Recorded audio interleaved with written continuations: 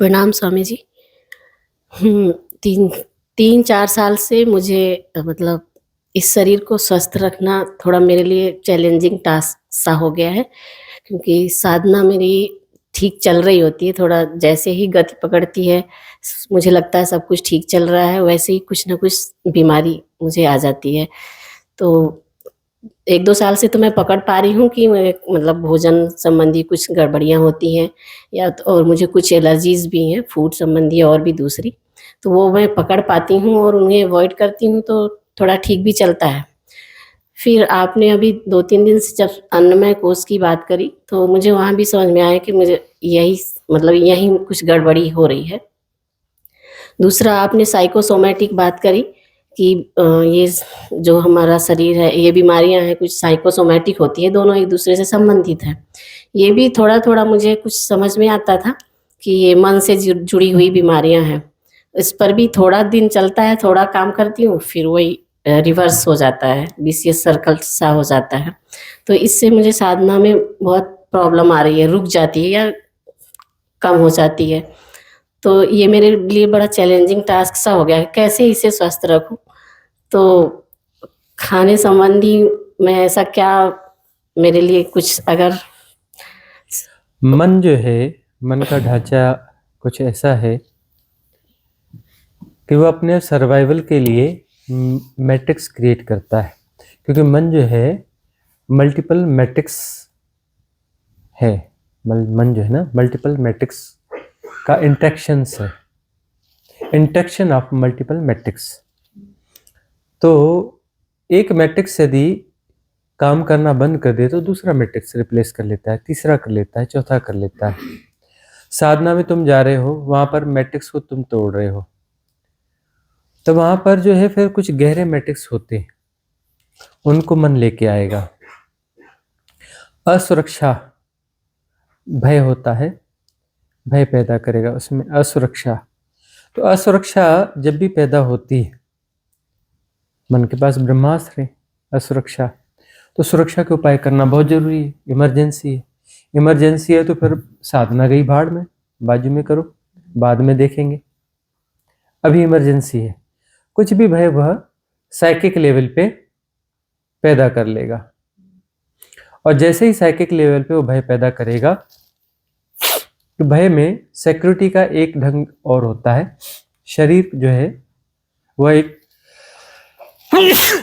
एक भाषा समझता है कि इनटेक फूड, जरूरत से ज्यादा भोजन को भर लो, क्योंकि असुरक्षा है। क्योंकि वहां पे पिक्टोरियल लैंग्वेज चलती है भीतर, भाषात्मक नहीं चलती। कह रहे क्या जरूरत है, घर में तो भोजन है, शाम को भी मिलेगा, कल भी मिलेगा। लेकिन जब भय पैदा होता है तब किसी प्रकार से भर लो अपने आप को, उसमें भोजन से भरा जाता है। स्ट्रेस होता है, स्ट्रेस होता है तब वहां भी भय ही बनता है ना। स्ट्रेस जिन लोगों को होता है वो ज्यादा खाने लगते हैं, वो ज्यादा खाने लगते हैं।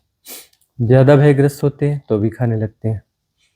वो जो गरीब बस्तियां होती हैं, वहाँ पे जैसे नंग धड़ंग से बच्चे रहते हैं, वहाँ कभी घूमने जाना, देखना। अब वहाँ पर जो है कुपोषण है या कुछ ऐसा है, तो वहाँ उनके पेट बड़े बड़े होते हैं बच्चों के। कुपोषण है या कुछ है तो पेट बड़े कैसे हो सकते हैं? पेट सुंदर होने चाहिए ना, सोमालिया जैसे। सोमालिया के बच्चों के पेट अंदर रहते हैं ना, कुपोषण के शिकार। तो यहाँ तो ऐसा नहीं होता। मतलब भोजन की नियमितता के प्रति कुछ संशय रहता है तो बच्चा ज्यादा खाने लगता है, खूब खाने लगता है, क्वांटिटी, हैवी क्वांटिटी खाने लगता है, और कुछ भी खाने लगता है। तो वो कुछ भी खाने से, वो करने से उसके पेट बड़े हो जाते हैं।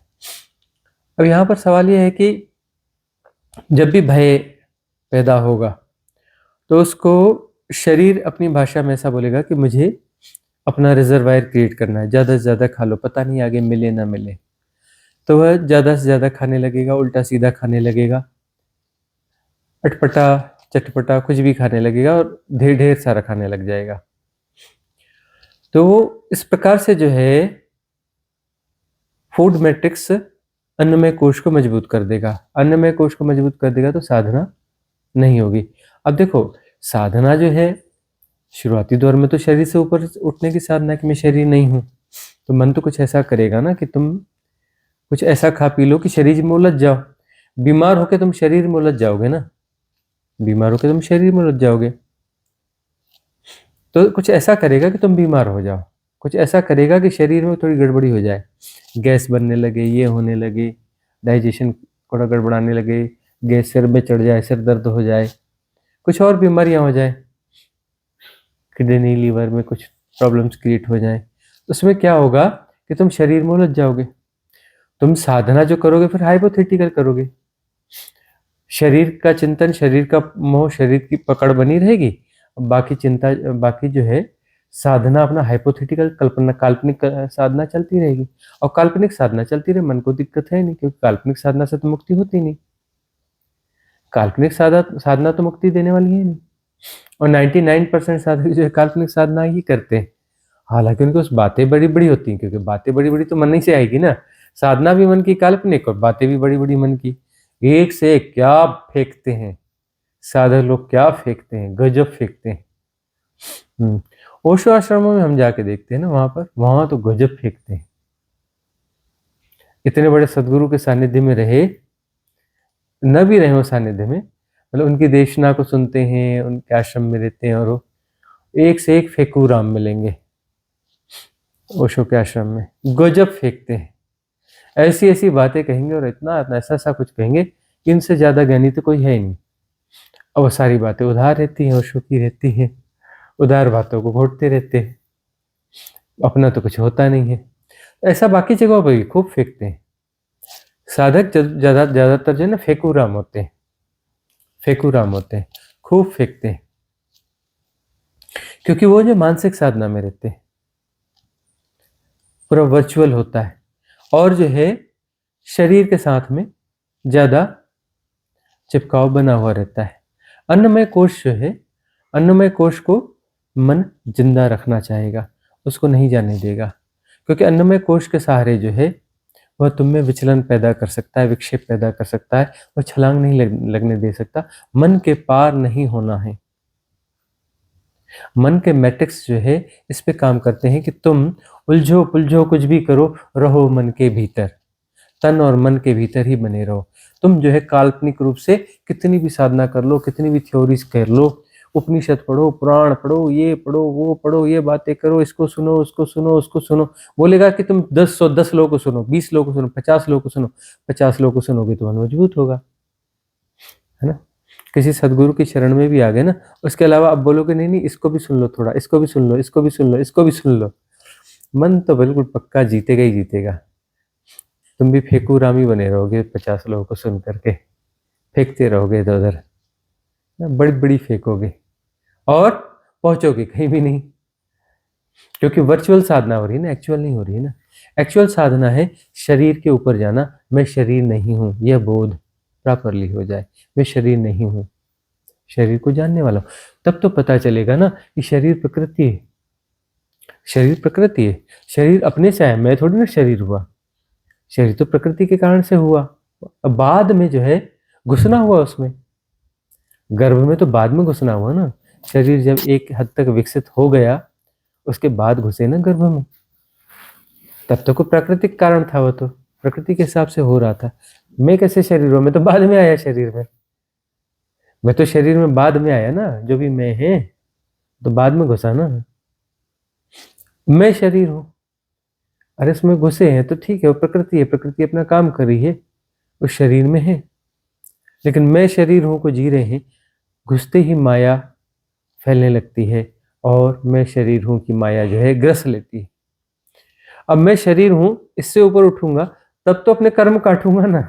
अपने कर्म कैसे काटने हैं, पास्ट लाइफ के कर्म है, यह है वह है ना, उसको कैसे काटेंगे। तो मन में मैट्रिक्स है, मन के मैट्रिक्स हैं कि तुम तन में उलझे रहो ताकि तुम मन को नुकसान ना पहुंचाओ। मन है ढेर सारे कर्मों का हिसाब किताब, ढेर सारे प्रभावों का जोड़, जो भी इंप्रेशंस हैं पास्ट लाइफ के, सबकॉन्शियस माइंड में जो भी धारणाएं हैं, मान्यताएं हैं, उन सब का जोड़ मन है। मन जो है वह चाहता है इन द सेंस उसमें एक ऑटो मैकेनिज्म सिस्टम होता है। चाहता है मतलब वो कोई एंटिटी की तरह नहीं है, उसमें एक मैकेनाइज सिस्टम होता है कि वह तुम्हें फेंक देता है तन के साथ इन्वॉल्व कर लेता है। अन्नमय कोश टूटेगा नहीं तब तक मनोमय कोश नहीं टूट सकता है। अन्नमय कोश का टूटना जरूरी है, तब मनोमय कोश जो है उसकी गहराई समझ में आती है कि मन है कैसा ढांचा, कैसे उलझाता है, कैसे मैं को मजबूत करता है। तुम्हें ऐसे बातें करना ठीक है, लेकिन तुम मैं के बाहर नहीं जा सकते। मैं पर तुम्हें बड़ी श्रद्धा है, बड़ा विश्वास है। तुम्हें अपने मैं पर बड़ी श्रद्धा है, बड़ा विश्वास है। तुम कहो ना कहो, बातें कुछ भी करो, तुम्हारी श्रद्धा जो है मैं के प्रति है। तुम अपने मैं से गुथे हुए हो। मैं के प्रति तुम्हारी श्रद्धा बहुत मजबूत है, बहुत स्ट्रांग है, बहुत स्ट्रांग है। मैं को तुम बड़ी शिद्दत से जीते हो। मैं ही हो तुम, मैं को ही जी रहे हो। और उसके बहुत सारे आलम्बनों में तुम साधना भी बना लेते हो। मैं का आलम्बन साधना भी हो जाता है। मैं जो हर चीज का मैट्रिक्स बना सकता है, साधना का, मुक्ति का, सबके मैट्रिक्स बना सकता है। मैं मन इतनी तरल चीज है कि किसी भी चीज का मैट्रिक्स बना सकती है। तो साधना में थोड़ा भी गहरे जाओगे तो वहां पर उससे संबंधित कोई मैट्रिक्स क्रिएट हो जाएगा, फिर वहीं वहीं गोल घूमते रहोगे, ऊपर नहीं जा सकते। फिर कुछ ऐसा होगा कि और नीचे आ जाओगे, फिर और नीचे आ जाओगे, उसके मैट्रिक्स बन जाएंगे। बहुत कठिन है डगर पनघट की, बहुत कठिन है। अन्नमय कोश जो है उसका भग्न होना जरूरी है। जब भी ऐसा हो सजग हो जाना, अपने आप को झटका देना। जैसे ही खाने की क्रेविंग पैदा हो सावधान हो जाना, सपोर्ट नहीं करना।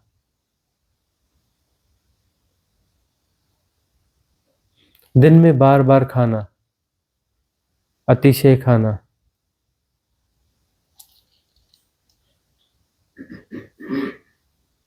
इस पर काम करना पड़ेगा। अन्न पर जैसे अभी हम प्रयोग कर रहे हैं कि अन्न नहीं ले रहे हैं, बाकी चीजें ले रहे हैं, ऐसे भी थोड़ा दबाव आ गया। अब हमारे कारण कुछ लोग और नहीं खा रहे थे, कुछ कर रहे थे, हमने कहा चलो ठीक है, दूसरी चीजें थोड़े रात में एक बार ले रहे हैं। दिन में लेके ना लेके रात में ले रहे हैं। वो दिन में लेना चाहिए, लेकिन अपना अपना ढंग होता है। हम रात्रि बलि हैं, तो हमारे लिए रात चलता है। तो रात में हम जो है, जो अन्न नहीं है वो थोड़ा ले रहे हैं। दिन में कुछ नारियल पानी या थोड़ा फ्रूट्स हुआ तो ले लेते हैं देर से। अन्न जो है वह ज्यादा भार पैदा करता है। अन्न जो है पचने में ज्यादा लंबा समय लेता है। और जो पचने में ज्यादा समय लेता है वो ऊर्जाओं को अपने पास ज्यादा खींचेगा। ऊर्जाओं को अपने साथ ज्यादा खींचने के साथ में इंटेंशन खींचेगा। फिजिक के प्रति ओरिएंटेड होते हो, शरीर के प्रति इंटेंशन बढ़ता है। यदि पेट में कुछ गड़गड़ गड़गड़ गुड़गुड़ गुड़गुड़ चल रही है तो बस तुम उसमें उलझ जाओगे, तुम्हारी चेतना उसमें उलझ जाएगी। यदि पेट में हल्कापन लग रहा है, अब हमने जो अभी अभी खाया, हमारे पेट में भारीपन नहीं है, क्योंकि 24 घंटे बाद मिल रहा है। और वही मिलेगा, अन्न वन्न तो मिलेगा नहीं, है ना। 24 घंटे के बाद मिल रहा है, वो गड़गड़ गुड़गुड़ पैदा ही नहीं कर सकता उस क्वांटिटी में, क्योंकि 24 घंटे बाद मिला है और अन्न का दाना नहीं है उसमें, एक भी अनाज कुछ भी नहीं। तो ये प्रयोग करने जैसे हैं कुछ, कि अन्न का त्याग करके देख लो। कभी हो तो कुछ ऐसे भी दिन बीच में निकालो कि सिर्फ जल पे निकाल लो। कई लोगों ने निकाले हमारे साथ, सिर्फ जल पे निकाल लिए कुछ समय, धीरे धीरे धीरे वो सूर्य क्रिया दी ठीक कर लो, सूर्य के साथ मित्रता ठीक कर लो, जोड़ बना लो, तो फिर वह सब भी छूट सकता है। अन्नमय कोश छूटने के साथ में ऊर्जा का जो प्रवाह है, उसका जो इंगेजिंग है, उसकी इंगेजिंग बॉडी के जो सिस्टम्स हैं ये पचाने वाले, उस सिस्टम से जितने विड्रॉ कर सको, शरीर की बहुत सारी चीज़ों से अपनी ऊर्जा का प्रवाह वहाँ से विड्रॉ कर सको, तो फिर यह ऊर्जा बहुत काम करेगी, फिर ये दूसरी जगह जाएगी, ये फिर अपना जो है चक्रों में दौड़ेगी। चक्र भेदन करते हुए यही ऊर्जा सुषुम्ना नाड़ी बनेगी, यह सहस्त्रार तक जाएगी और ब्रह्मरंध्र खोल देगी। इंटेंशन जो है वहां से हट जाएगा। बीमारी जो है अपना, बीमारी का मतलब क्या है, फिजिकल जो इलनेस है उसका मतलब क्या है, वह हमें इंगेज कर लेती है, हमारी ऊर्जाओं को फंसा लेती है, हमारे चिंतन को वहां ओरिएंटेड कर देती है, ठीक है ना। सारी चेतना उसके इर्द गिर्द घूमने लगती है, बीमारी के इर्द गिर्द, बीमारी के इर्द गिर्द घूमने लगती है। अब बीमारी के इर्द गिर्द घूम रहे हो तो बीमारी का चिंतन क्या तुम्हें मुक्ति देगा? क्या बाहर छलांग ले पाओगे बीमारी के चिंतन के साथ में? और बीमारी अपने आप में उलझाती जरूर है, बहुत उलझा लेती है।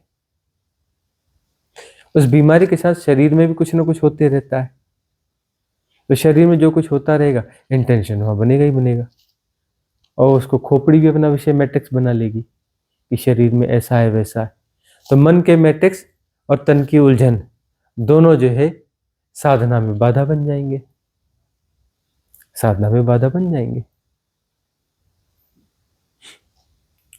तो फूड का जो हिप्नोटिज्म है कि बहुत सारे लोग बहुत क्वांटिटी में भी खाते हैं, उनके अंदर बहुत गहरे भय हैं, बहुत गहरे भय हैं, तभी वो हैवी क्वांटिटी में खाते हैं। उन भयों को देखने की जरूरत है।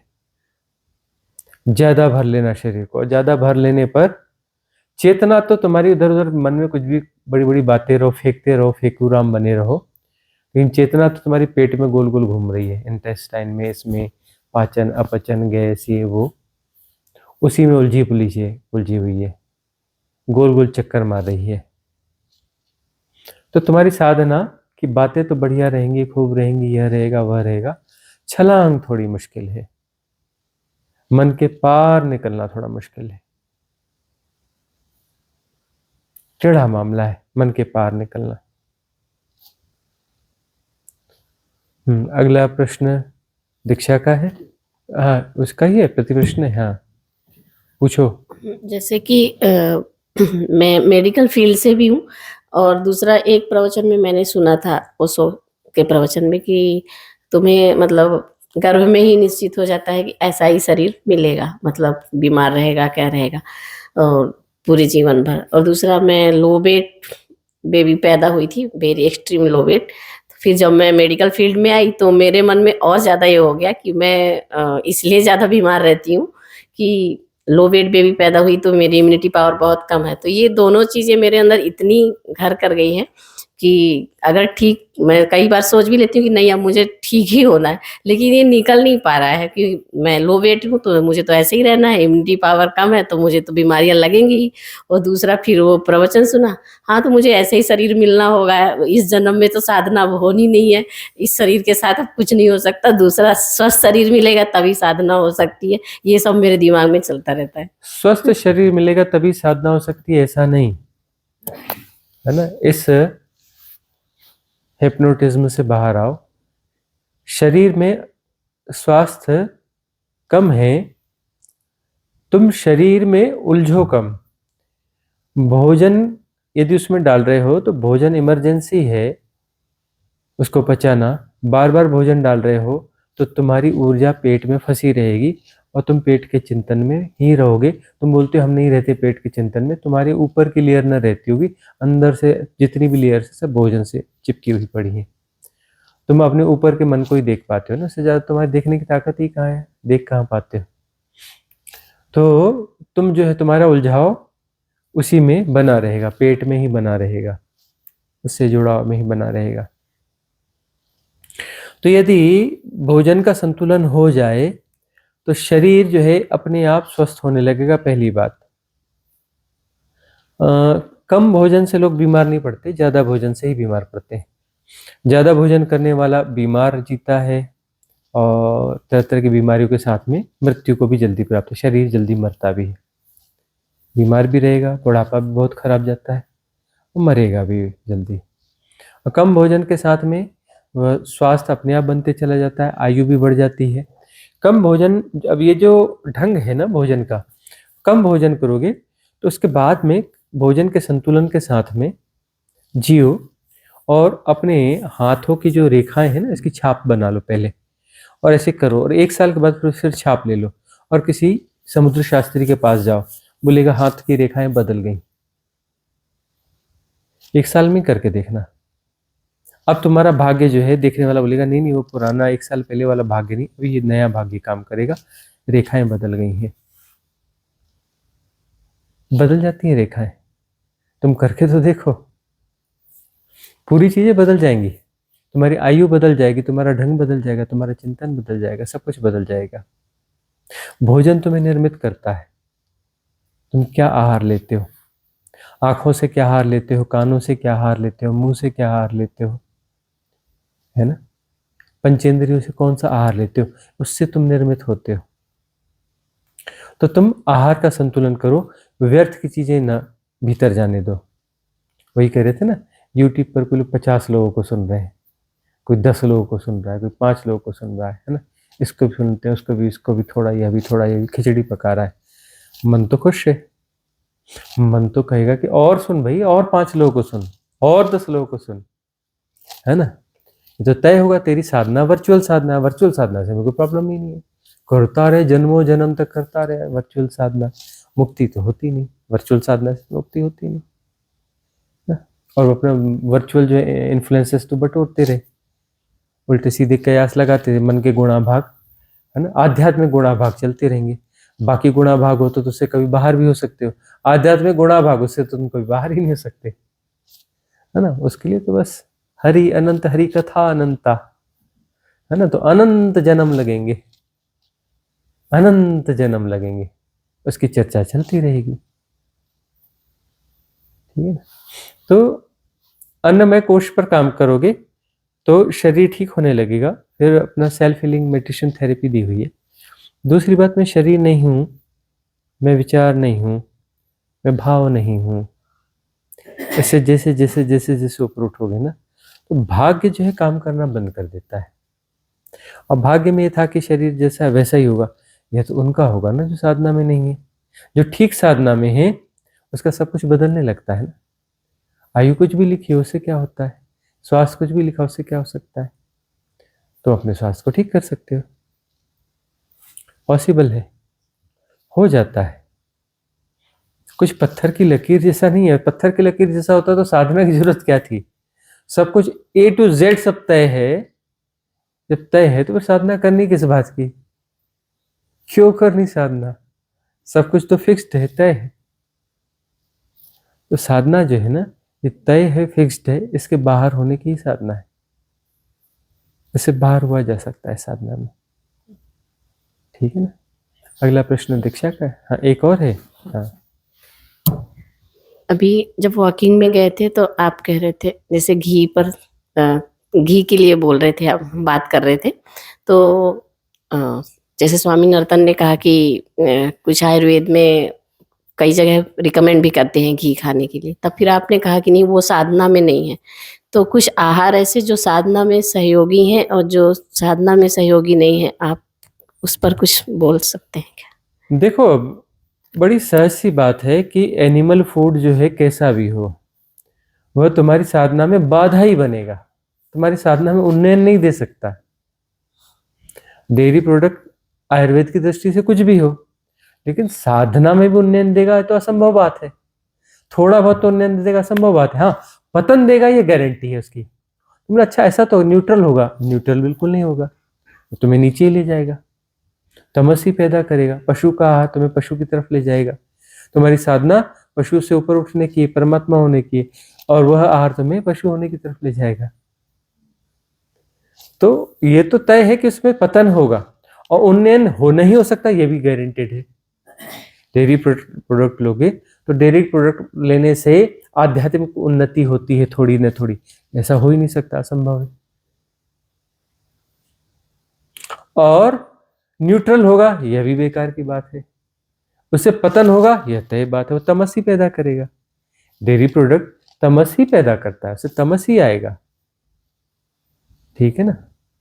और अब आयुर्वेद में इसका ठीक है कि कुछ चीजें कहीं कहीं पर काम आती हैं,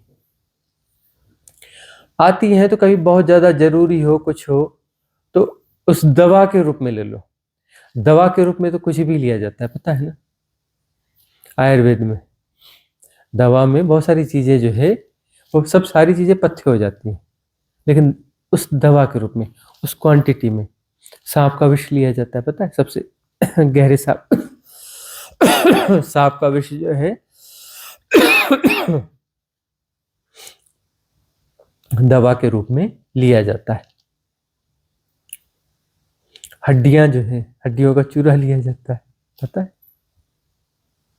भस्में ली जाती हैं, लोहे की भस्म खाई जाती है दवा के रूप में, सोने की भस्म खाई जाती है, अभ्रक की भस्म खाई जाती है। दवा के रूप में तो क्या नहीं खाया जाता, लेकिन उसकी क्वांटिटी होती है ना, विशेष परिस्थितियों में खाई जाती है, उसके अनुपान होते हैं, सब कुछ होता है, उसके आधार पर खाया जाता है।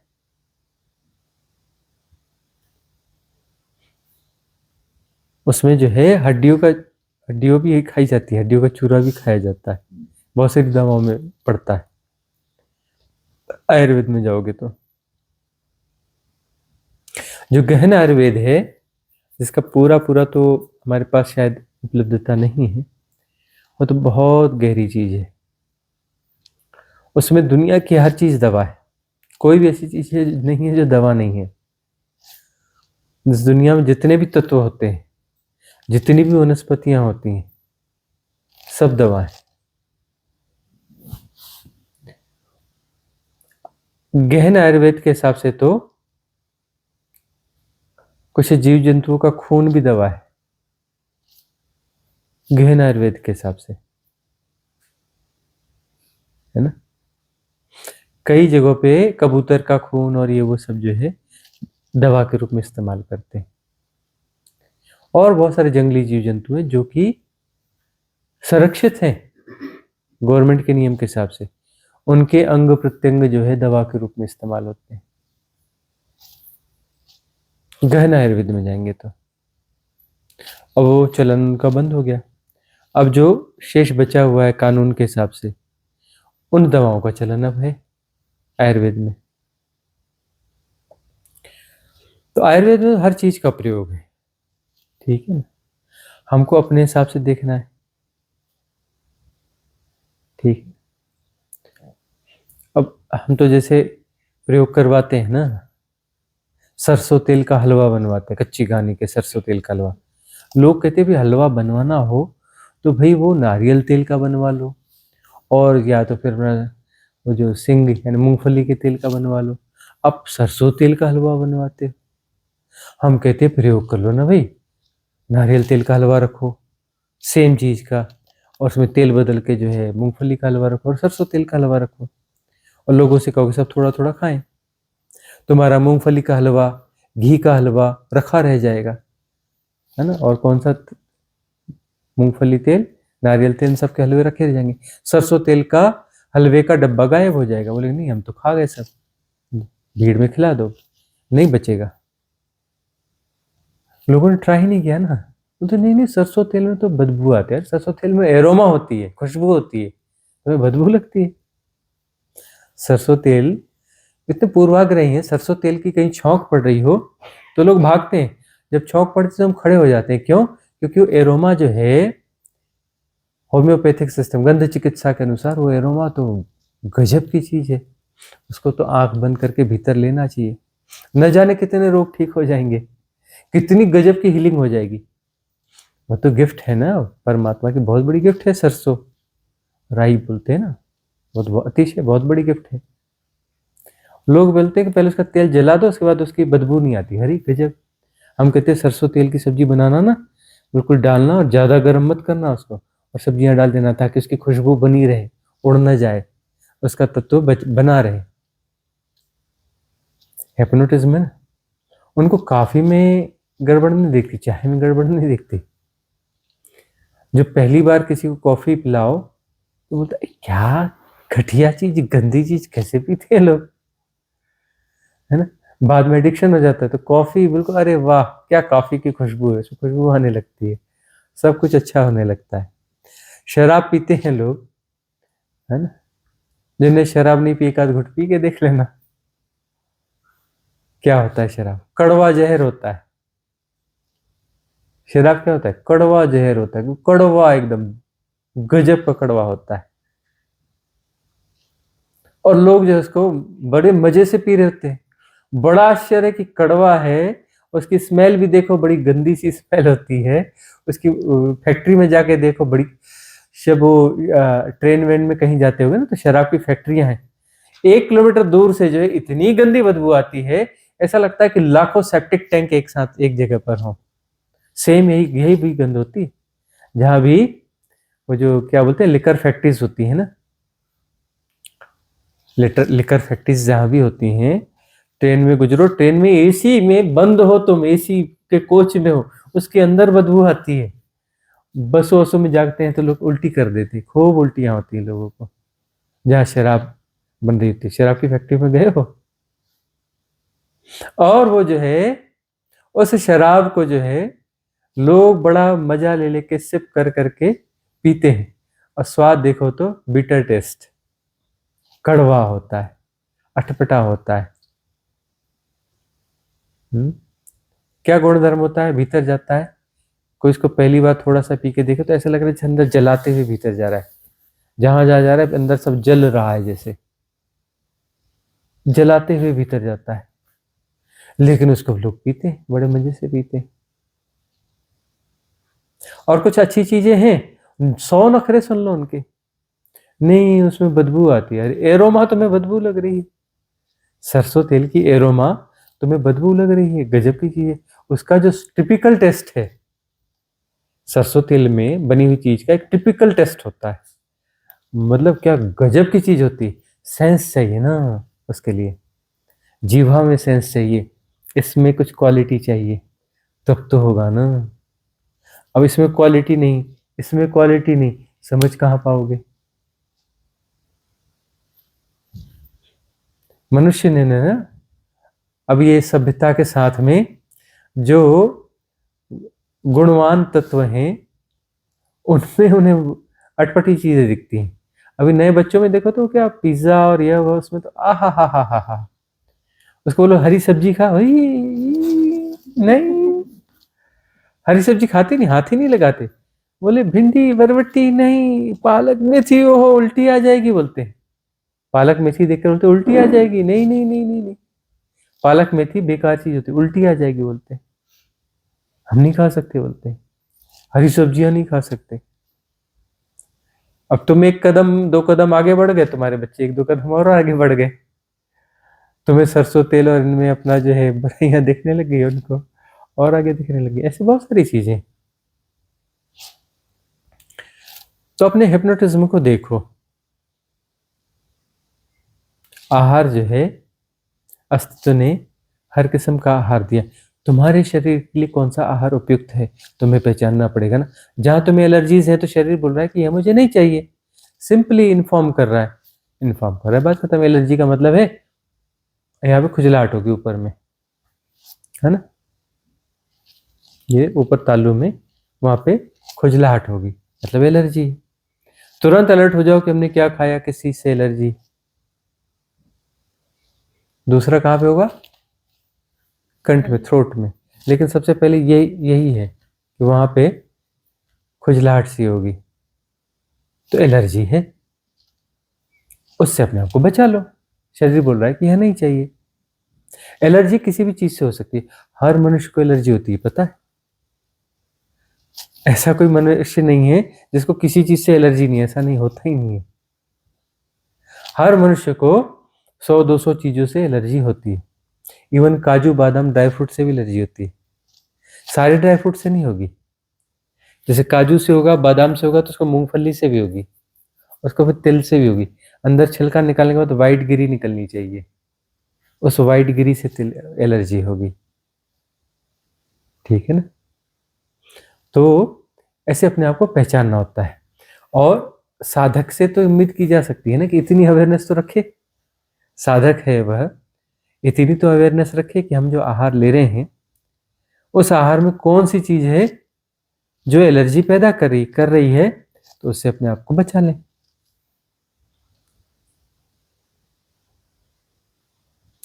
क्रेविंग जो है, अपनी क्रेविंग पे को देखिए, काम करे क्रेविंग पे।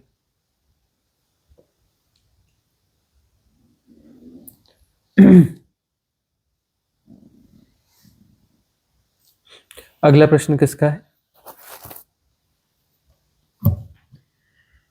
गुरुजी, जब कोई थॉट प्रोसेस चलता है तो माइंड में एक ऐसे विजुअल बनता है कि जैसे एक विषय के, जैसे अगर हम कोई बेहोशी में हैं और एकदम से सजगता आती है, तो मैं एक प्रोसेस में जाती थी जिसमें मैं वापस जाती थी कि मैं इस विषय पे कैसे आई।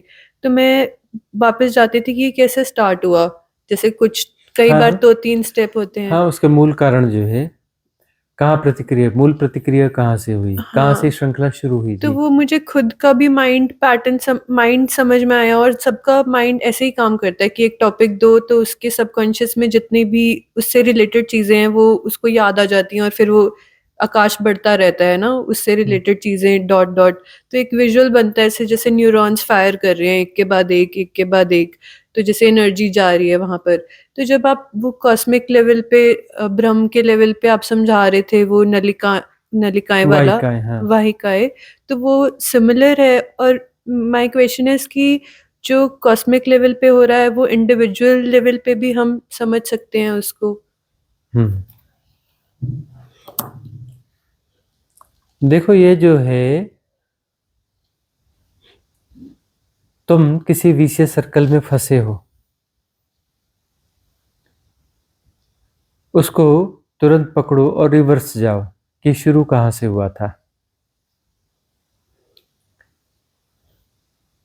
इसमें वो वाहिकाओं वाला सिस्टम नहीं हुआ। इसमें तो बिल्कुल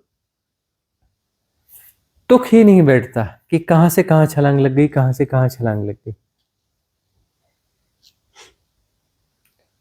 हालांकि तुम वाहिकाओं के तरीके से भी उसको सोच सकते हो कि कोई एक विचार चल रहा है, उसमें से किसी बीच के एक बिंदु को पकड़ करके वहां से छलांग ले ली, एक नई नई श्रृंखला शुरू कर ली। कि तुम चर्चा कर रहे थे कि जो है, यह रास्ता बड़ा सुंदर है, यह रास्ता बड़ा सुंदर है, वॉक करने योग्य है। फिर तुमको दिखता है कि हाँ उसमें कुत्ते मिलते हैं, तो तुम कहते हो कुत्ते बहुत खतरनाक हो गए हैं, सुप्रीम कोर्ट ने भी इस पे एक्शन लिया है, कुत्ते आजकल बहुत अटैक करते हैं, है ना? कुत्ते आजकल बहुत अटैक करते हैं, बहुत दिक्कत है। सुप्रीम कोर्ट ने भी इस पे डिसीजन लिया है। ये सुप्रीम कोर्ट ना बड़ा लटकाता है मामलों को, पूरी लाइफ खत्म कर देता है ना? अरे मेरे एक ताऊ जी थे ना, उनका केस तो बड़ा लंबा चला, बड़ा लंबा चढ़ा, बड़ा लंबा चला। उनका बेटा था ना, बहुत खराब था ताऊ जी का। उनका बेटा जो है ना बड़ा खराब था, मेरा कजिन। मेरी उसके साथ कभी पटी नहीं। हाँ, लेकिन उसका एक दोस्त था ना, वो बड़ा अच्छा था। तो वाहिकाएं इस प्रकार से निकल सकती हैं। अब वहां से वापस जाओगे तो वापस जाते जाते जाते मूल इसमें आ जाओगे कि यह रास्ता बहुत अच्छा है, सुंदर है, वॉक करने योग्य है। मन का ढंग ऐसे ही है। इस प्रकार से यह कह लो कि वह वाहिकाएं निर्मित कर लेता है, विषय से नए विषयों को प्रजनित करते रहता है, विषय से विषय, विषय से विषय। और उसे जो है इस सब में प्ले करना होता है, क्योंकि जो भी भीतर डेटाज हैं, जो भीतर धारणाएं हैं, जो संस्मरण हैं, जो आकाशीय रिकॉर्ड है, उसको जांचने के लिए जाना पड़ता है किसी भी बहाने से। अपने विस्तार को बार बार जांचना पड़ता है। यदि वह विस्तार में मूवमेंट न करे तो विस्तार सिकुड़ने लगेगा। तो अपना इस विस्तार उसको बचाए रखना है, मन को, जिसमें विकार संग्रहित हैं।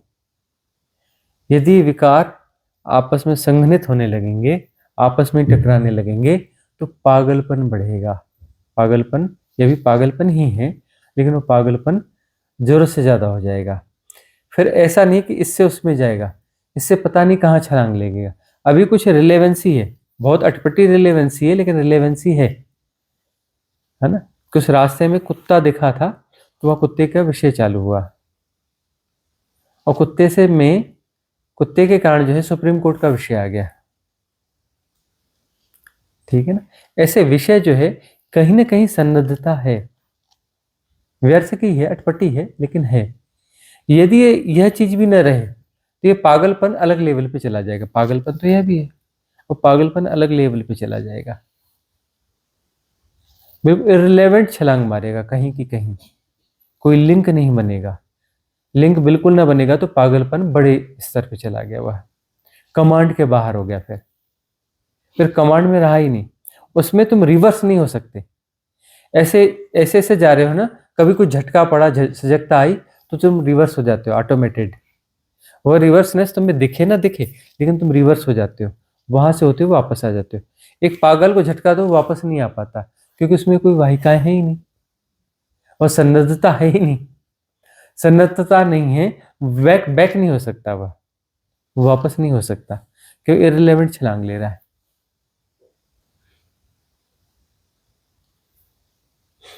तो पागलपन की तरफ जो है बढ़ना हो जाता है, यदि मन जो है इस प्रकार से न करे, वाहिकाओं को चेक करता रहे। जिन वाहिकाओं में खून न दौड़े, वो वाहिकाएं काम करना बंद कर देती है। कहते हैं ना, इसको भाई इसके पैर ने काम करना बंद कर दिया, लंगड़ा हो गया। क्या बोले? वहां पर जो खून ने दौड़ना बंद कर दिया, उस अंग ने काम करना बंद कर दिया, अब वह नहीं चलता। तो मन को जो है संचरित होना पड़ता है अपने हर प्रभाग में, ताकि जो है उसके लिए वह आकाश बना रहे, उसका आकाश बना रहे, संकुचित ना हो। संकुचित आकाश होगा तो पागल हो जाएगा। और क्लींजिंग होती है तो निर्भर और हल्का लगता है ना, खाली स्पेस बनता है ना। लेकिन वो खाली स्पेस एक्चुअली शिफ्ट हो जाता है कॉन्शियस माइंड, सबकॉन्शियस माइंड न कहला करके वह शिफ्ट होता है खाली स्पेस कॉन्शियस माइंड। जितना बड़ा कॉन्शियस माइंड, उतनी बड़ी रिलैक्सनेस। तो क्लींजिंग करते करते करते जो है कॉन्शियस माइंड बड़ा होते जाता है।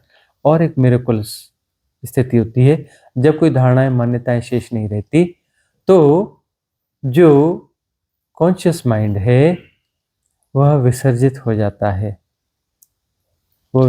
जाता है। अपनी मूल वाहिका में, विराटता में। अभी वो बड़ा था, विराट नहीं था, बड़ा हुआ था। अब बड़ा नहीं, अब विराट हो जाएगा। विराटता का अर्थ है आत्म तत्व हो जाएगा। अब वह जो है फिजिकल वर्ड से मेटाफिजिकल में मूव हो गया। वहां पर विराटता है, क्षुद्रता नहीं है। तो मन जब तक है क्षुद्र ही है, उसका आकाश क्षुद्र ही होगा, चित्ताकाश क्षुद्र ही होता है। लेकिन तुम पूरे चित्ताकाश को भी जीते कहाँ हो? चित्ताकाश में छोटी छोटी धारणाएं हैं, उनके आकाशों को जी रहे हो।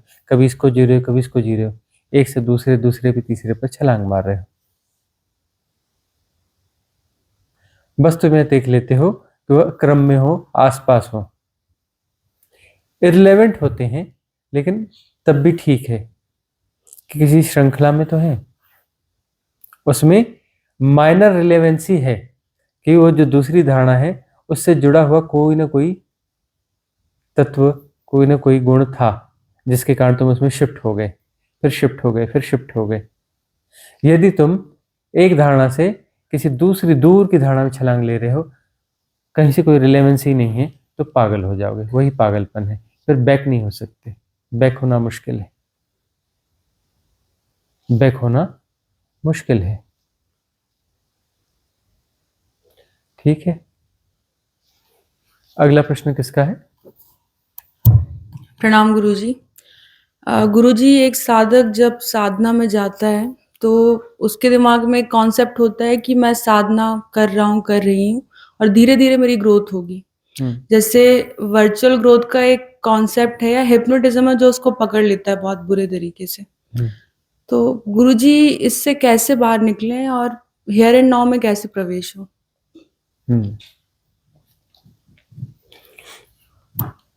मन एक यह भी मैट्रिक्स क्रिएट करता है कि मेरी धीरे धीरे ग्रोथ हो रही है। वह ग्रेजुअल ग्रोथ में लगा रहता है और अपने आप को जस्टिफाई करता है, देखो मैं साधक हूँ, और देखो मैं साधना में नियमित हूँ, और देखो मेरी धीरे धीरे ग्रोथ हो रही है। साधना में एक एक कदम में ऊपर जा रहा हूँ या जा रही हूँ, जो भी है। मतलब ग्रोथ हमारी है, मतलब हम ईमानदार हैं। ग्रोथ का मतलब हम ईमानदार हैं। तो जो ग्रेजुअल ग्रोथ है, मन हर चीज को मैट्रिक्स बना सकता है। ग्रेजुअल ग्रोथ होती है और अच्छी बात है, लेकिन ग्रेजुअल ग्रोथ का मैट्रिक्स भी क्रिएट किया जा सकता है, तो वो वर्चुअल हो जाएगा। ग्रेजुअल ग्रोथ एक्चुअल भी हो सकती है, ग्रेजुअल ग्रोथ वर्चुअल भी हो सकती है। वर्चुअल का मतलब वो मन का मैट्रिक्स हो गया। ग्रोथ ग्रेजुअल हो रही थी, मन ने कहा कि यह सिस्टम है ग्रेजुअल ग्रोथ का, तो हम भी अपना ग्रेजुअली कुछ अच्छी अच्छी फीलिंग्स क्रिएट करते हैं, अच्छी अच्छी फीलिंग्स देते चलो, देते चलो। ऐसी फीलिंग हुई, अरे ऐसा दिखा, अरे वैसा दिखा, फिर वो अलग अलग तरीकों से दिखा। मेरे को बड़ा सुंदर दृश्य दिखा साधना में। वो जो ना, मुझे बढ़िया सुंदर सा सांप दिखा, उसके ऊपर में मणि दिखा, बोले मुझे ऐसा मंदिर दिखा, फिर कुछ कुछ आते चला जाएगा। बोले फलाने देवता दिखे, तो फलाने मिले, है ना, भगवान मिले, उन्होंने मुझसे यह कहा, वह कहा। वो वर्चुअल यात्रा जो है मन चला देगा, और उसमें सब कुछ जो है ऐसे शुभ शुभ चिन्ह दिखाएगा, इतने शुभ चिन्ह दिखाएगा, तुम कहोगे वाह क्या ग्रोथ हो रही है हमारी। जबकि वर्चुअल मामला है, ग्रोथ है ही नहीं। चित्र बदल गए, तुम्हारे सपनों के विषय बदल गए, और कुछ नहीं हुआ। सपने तो हैं, सपनों के विषय बदल गए, और क्या हुआ है।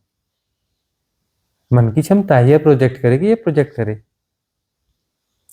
अब उसके पास जो है तूलिका थी मन के पास में, और कैनवास था, उसमें कोई और चित्र बना रहा था।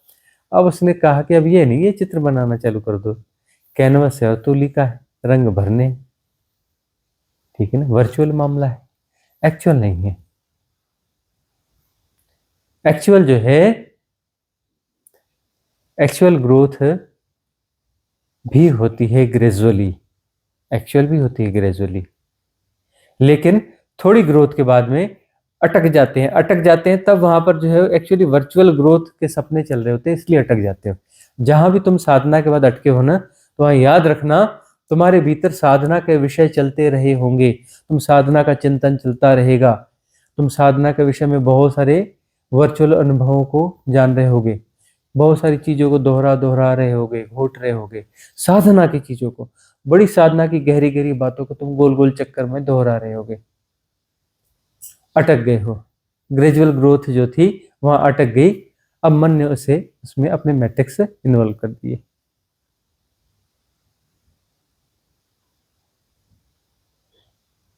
उसमें तुम्हें जो है सुरक्षा और रस दोनों लगता है। सुरक्षा यानी मन की सुरक्षा, वहां जो सुरक्षा है ना, वह मन की सुरक्षा है।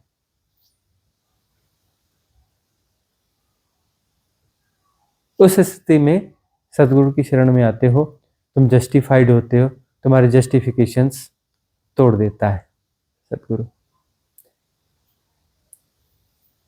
तुम्हें डंडे पड़ते हैं, तुम्हारे अटकाव को तुम्हें दिखाया जाता है, तुम्हें ठेस पहुंचती है, ठेस तुम्हें पहुंचती, मन को पहुंचती है।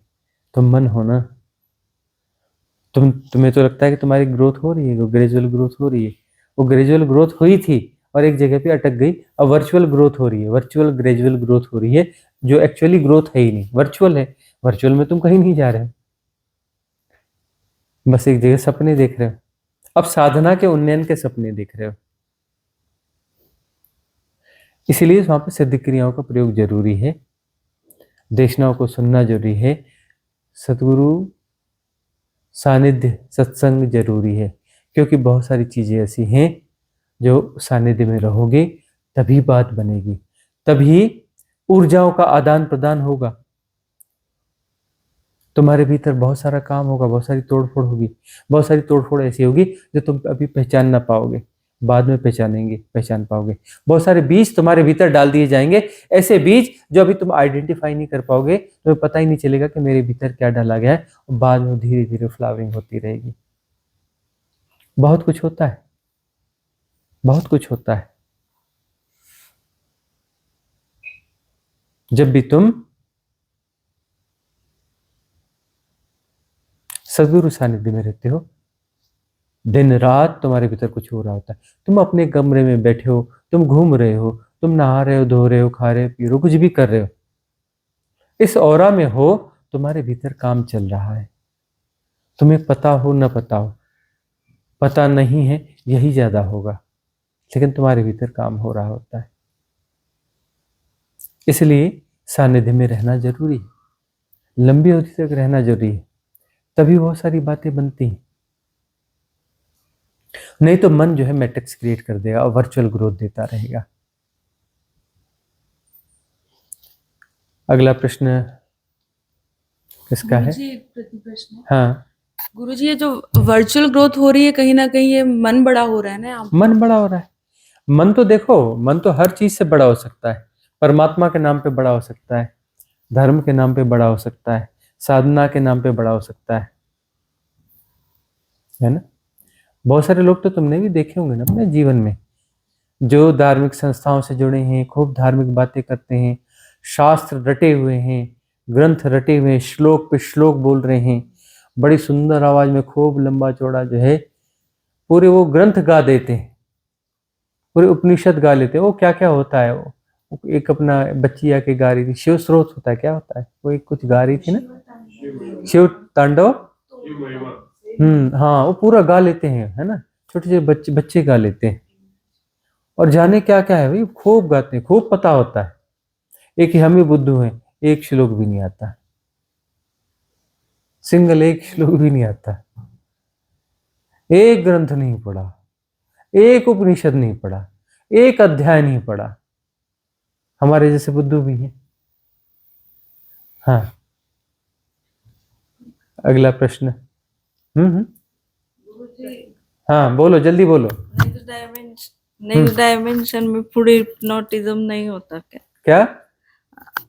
आगे के डायमेंशन में फूड हिप्नोटिज्म या अन्नमय कोश का वो नहीं होता क्या? देखो, ये जो है अगले डायमेंशन में भूख प्यास का तो सवाल ही नहीं है ना, भूख प्यास का सवाल ही नहीं है। लेकिन भूख, इसका भोजन का हिप्नोटिज्म नहीं होता, ऐसा नहीं है। भोजन का नेक्स्ट डायमेंशन मतलब निकटतम डायमेंशन की बात करो ना, वहां तो सारे हिप्नोटिज्म होते हैं।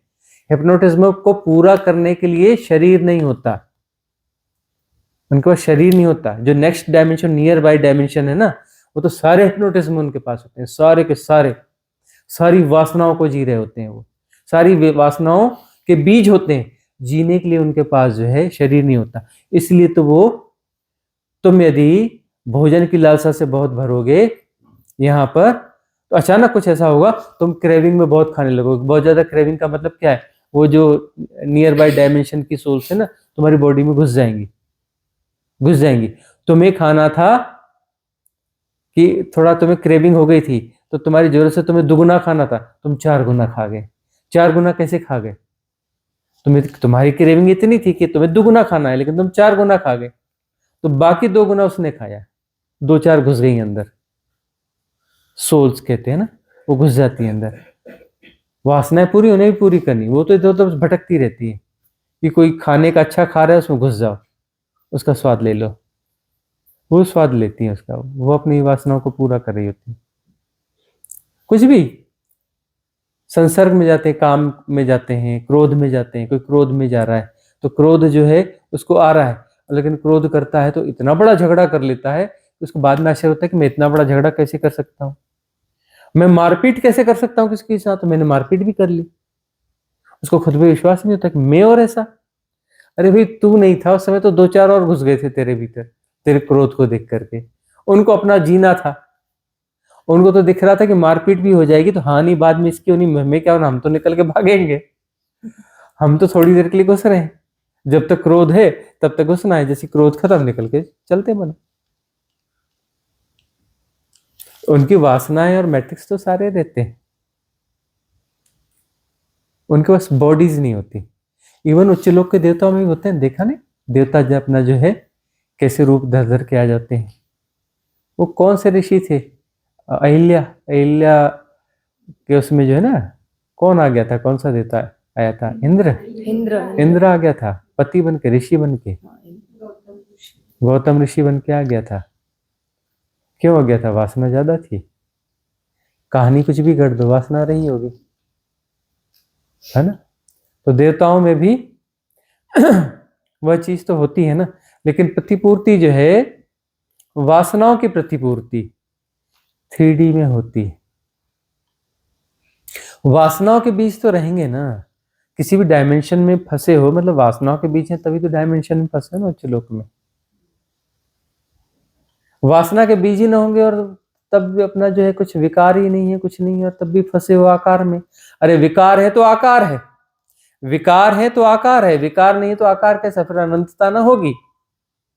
विकार रहित स्थिति में आकार कैसे होगा, विकार रहित स्थिति में तो अनंतता होगी, मुक्ति होगी ना। विकार है तो आकार है, अरे छोटा ना होगा बड़ा विकार होगा, छोटा विकार होगा तो बड़ा आकार होगा, बड़ा विकार होगा तो छोटा आकार होगा, ठीक है ना। मतलब ज्यादा विकार हैं तो ज्यादा सघन होगी। 3D में सघनता है, इतनी सघनता किसी भी लोक में नहीं है जितनी सघनता 3D में है। 3 डायमेंशनल जो ये जगत है, इसमें जितनी सघनता है, ऐसे किसी भी डायमेंशन में इतनी सघनता नहीं है। इसमें विकारों को तुम जी सकते हो,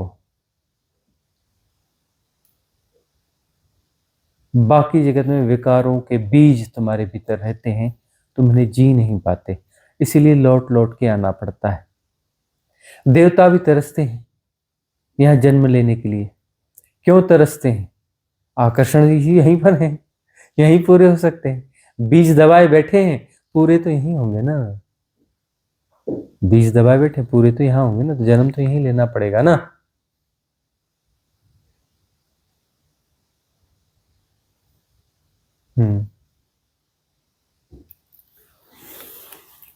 किसका प्रश्न है? नालंदा का प्रश्न है। हाँ, नमस्कार भगवान, जब भी निराकार में विस्फोट होता होगा तो क्या उसके विस्तार में 64 आयाम बनते हैं, तो वह 64 आयाम को हम एक विस्फोट मान सकते हैं।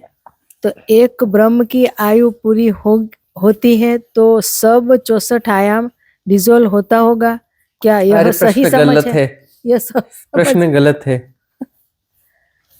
एक विस्फोट पैदा होता है, उसे 64 आयाम पैदा होता है। अरे एक विस्फोट ब्रह्म का विस्फोट होता है, ब्रह्म में 64 आयाम नहीं होते। दूसरा पढ़ो। ब्रह्म जो है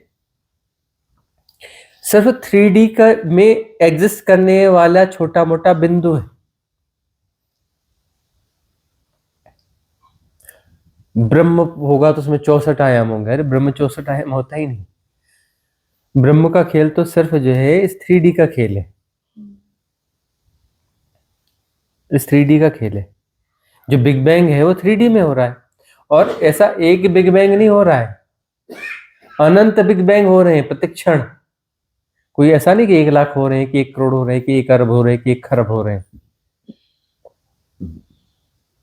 अनंत ब्रह्म हो रहे हैं 3D में, अनंत विस्फोट हो रहे हैं प्रतिक्षण, और हर आयाम अलग अलग, इसमें आयाम पैदा नहीं होते, सारे आयाम जो हैं वो शाश्वत हैं। यह मत सोचना कि आयाम पैदा होते हैं, सारे आयाम जो है शाश्वत हैं। इन आयामों में जो है प्ले होता रहता है, ब्रह्म पैदा होते हैं, ब्रह्म नष्ट होते हैं, आयाम शाश्वत है। और यह सृष्टि शाश्वत है, जैसे 3D ये शाश्वत है। ऐसा मत समझ लेना ये कभी आई और कभी हुई थी, कभी पैदा हुई कभी नष्ट होगी, ऐसा नहीं। ये ब्रह्म पैदा और नष्ट होते हैं। ऐसा नहीं कि एक ऐसा समय था जब जो है कोई भी ब्रह्म नहीं था। अरे अनंत ब्रह्म हमेशा रहे, हमेशा रहेंगे, सनातन शाश्वत। बोले कहीं ना कहीं तो शुरू होंगे। वो तुम्हारा टाइम हिप्नोटिज्म है जो तुम्हें समझने नहीं देगा। सदा से हैं और सदा रहेंगे। कहीं ना कहीं तो शुरू हुआ होगा। शुरू और खत्म होना टाइम हिप्नोटिज्म है। वहां ना शुरू होता है ना खत्म होता है, समय होता ही नहीं है, तो कैसा शुरू और कैसा खत्म। तुम्हारा हिप्नोटिज्म है तो वो पैदा होगा नष्ट होगा, तो तुम्हारा हिप्नोटिज्म है ना, तुम्हारा समय है। तुम जिस हिप्नोटिज्म को जी रहे हो वो हिप्नोटिज्म अपने समय को लेकर पैदा होता है ना। तुम्हारा हिप्नोटिज्म में ये तो समय को लेकर पैदा होता है ना। तुम कौन हो? तुम एक हिप्नोटिज्म हो। हिप्नोटिज्म तो तुम्हारा समय है। तुमने अपना समय पैदा किया, अपना आकाश पैदा किया है। टाइम एंड स्पेस तो तुम पैदा करोगे ना। तुम्हारे होने का ढंग है ना टाइम एंड स्पेस, और तुम विसर्जित होगे तो तुम्हारा टाइम एंड स्पेस लेके विसर्जित होगे। तुम्हारा टाइम एंड स्पेस विसर्जित होगा तो तुम भी विसर्जित हो जाओगे। जैसे ही तुम विसर्जित होगे तो तुम्हारा अगला जन्म वही उसी क्षण हो जाएगा। किसमें? किसी अपर स्थिति में, वहां का टाइम एंड स्पेस जियोगे। वह विसर्जित होगा तो फिर और अपर एक स्थिति ऐसी आएगी कि तुम विसर्जित होगे, न वहां समय होगा न वहां पे स्पेस होगा। टाइम एंड स्पेस, देश काल दोनों विसर्जित हो जाएंगे, और तुम्हारा वह जब विराट होना, तब तक तुम विराट हो चुके हो। तुम्हारी सारी विराटता भी उसमें विसर्जित हो जाएगी, अनंतता।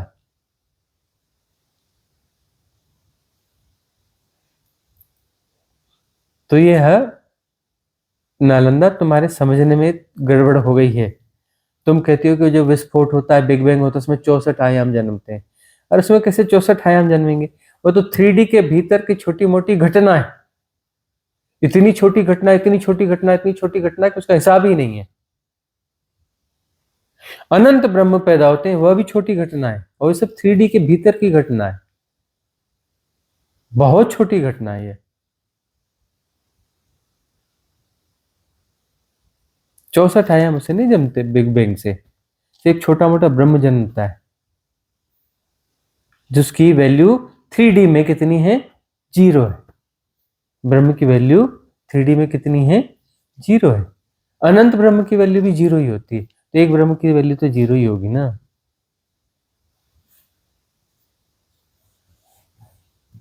नालंदा का ही प्रश्न है। नमस्कार भगवान, अगर हम ब्रह्म के स्पंदन है और ब्रह्म निराकार का साकार रूप है, तो यह गेम बस एनलाइटनमेंट का ही है और उसके बाद इंटीग्रेट होंगे, समझ बढ़ेगी तो हम ब्रह्म में इंटीग्रेट होंगे, और आगे जाके भूमा में तो क्या भूमा शिव शक्ति के मर्जिंग का बिंदु है, वहाँ से सब निसृत होने की निरंतर प्रक्रिया चल रही है।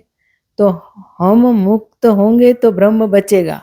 तो जैसा आप कहते हैं सब बुद्ध एक साथ मुक्त होंगे, ऐसा है या फिर ब्रह्म की चेतना धीरे धीरे तुम उलझ पुलझ गई हो। यह भी एक निरंतर प्रक्रिया जैसा ही रीत है, इसको थोड़ा विस्तार पूर्वक समझाएं। हम मुक्त होंगे तो ब्रह्म बचेगा।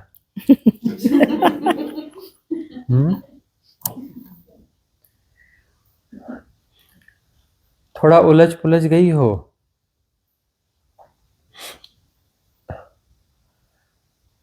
ब्रह्म, एक जो स्थूल ब्रह्म है, स्थूल ब्रह्म 3D में हो रहा है। एक तुम अपने भीतर घुसो तो इसमें चेतना के तल है। स्थूलता के भीतर तुम चेतनता में जैसे जैसे बढ़ोगे तो वहां पर एक अलग ब्रह्मत्व है। एक ब्रह्म जो है बिल्कुल स्थूल खेल है, जिसे तुम यूनिवर्स कहते हो। यूनिवर्स जो है एक ही आयाम में, एक जो है अंतर तत्व है। अंतर तत्व जो है उसमें तुम अंतर आयामों में प्रवेश करते हो। बाह्य आयामों को अंतर आयामों से जोड़ के मत देखो। एक पत्थर भी है तो उसके 7 तल हैं, अंतर आयाम है। बाह्य आयाम का विस्तार यूनिवर्स है, और जिस उस ब्रह्म की बात कर रहे हो तुम, और एक दूसरा ब्रह्मत्व है। और ब्रह्मत्व है, ब्रह्म नहीं, ब्रह्मत्व है, यूनिवर्स नहीं है, ब्रह्मत्व है। ब्रह्मत्व अंतर यात्रा में वहां तक पहुंचते हो, वह चेतना का आंतरिक होना है। यह जो ब्रह्म हो रहा है, ब्रह्म तो इतना बड़ा हो गया, जैसे मल्टीपल गैलेक्सीज हैं, उसका अपना आकार है। अब यह निसरत कहां से हो रहा है? सारे ब्रह्म एक जगह से निसरत हो रहे हैं, मतलब एक बिंदु होगा वहां से हो रहे हैं। अरे अनंत में अनंत बिंदु होंगे, हर ब्रह्म के लिए एक बिंदु होगा, उसकी एक वाहिका होगी। हर ब्रह्म की अपनी वाहिका होगी, वहां से होगा। सारे ब्रह्म एक ही बिंदु से निकल रहे हैं, ऐसा कुछ नहीं होता किसी एक बिंदु से निकल रहे हैं। इस अनंत में जहां से विस्फोट होता है वहीं वह बिंदु होता है। बिंदु वहां घटेगा, किसी बिंदु से होता है नहीं, उस विस्फोट से बिंदु निर्मित होता है। वह बिंदु वाहिका होता है। वाहिका पूर्व निर्धारित नहीं है, पूर्व निश्चित नहीं है, उसका कोई नक्शा नहीं है, उसका कोई स्थान नहीं है। उस विस्फोट से वह बिंदु वाहिका होती है। विस्फोट से वाहिका जन्म लेती है, बिंदु जन्म लेता है। उसके पहले कोई वाहिका बिंदु नहीं थी, और उस विस्फोट से उस निर्वातीय अनंतता में आकाश पैदा होता है, ब्रह्माकाश। ब्रह्म और आकाश एक ही घटना है, अलग अलग घटना नहीं है। तो जो ब्रह्म पैदा हो रहा है वह भौतिक घटना है, और जो आकाश पैदा हो रहा है वह पराभौतिक घटना है। स्थूल से भीतर आकाश में जाना, अंतर आकाश में जाना। अंतर आकाश में प्रवेश करते जाओगे तो अंतर आकाश के बहुत सारे तल हैं। जो अंतर शरीर है ना, वो अंतर आकाश है। दूसरी बॉडी को हम इथरिक बॉडी, आकाशीय शरीर कहते हैं। तीसरी बॉडी भी सूक्ष्म शरीर जो, वो भी आकाश है, वह भी जो है आकाश है, ज्यादा सूक्ष्म आकाश है। उसके भीतर जाओगे तो उसके भीतर भी एक और आकाश है, उसके भीतर एक और आकाश है, मनस, आत्माकाश, ब्रह्माकाश। तो अंतर आकाश में तुम प्रवेश पाते हो।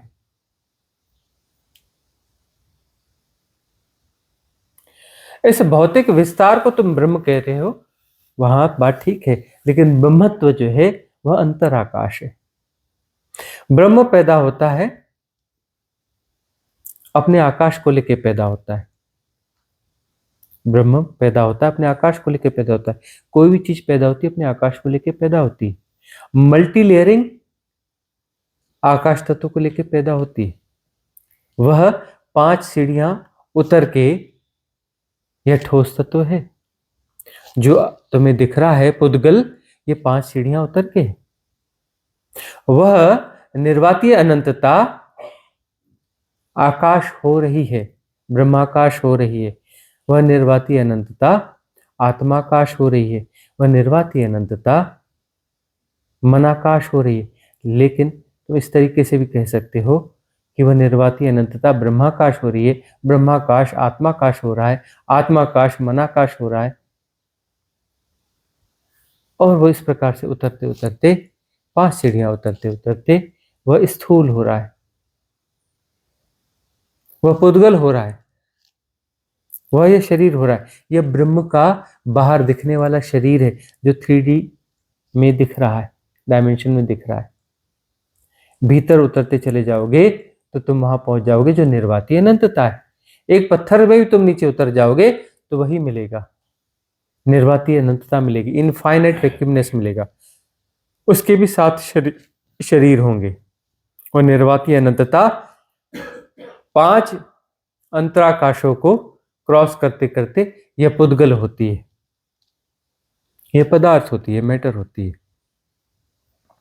इसके भीतर 5 कायाएं हैं, आकाशिक कायाएं, वह आकाश शरीर है।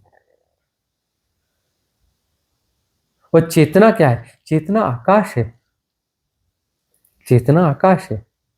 चेतना क्षुद्र के साथ बंधी है, फिर थोड़े विराट में होगी, विराट होगी, विराट होते होते अनंत हो जाएगी। अनंतता जो है निर्वाती अनंतता, भूमा के पार है निर्वाती अनंतता, भूमा के पार है।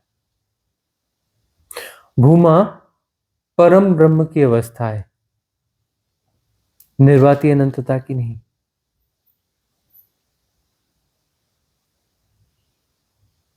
इसको कभी और बहुत अच्छे से खोलेंगे, लंबा विषय होगा।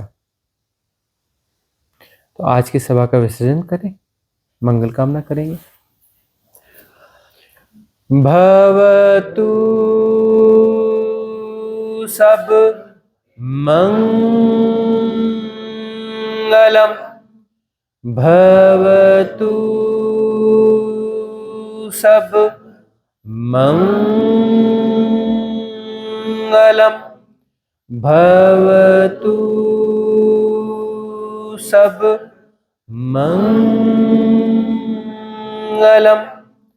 सबका मंगल हो, सबका कल्याण हो, सबका मंगल हो, सबका कल्याण हो, सबका मंगल हो, सबका कल्याण हो।